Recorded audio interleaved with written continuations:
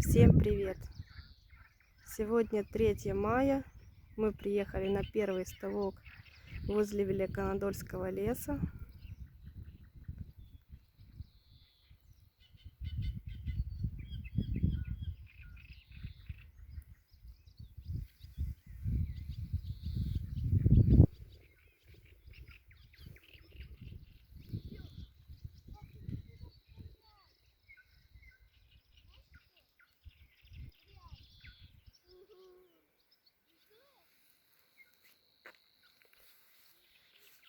Людей нет.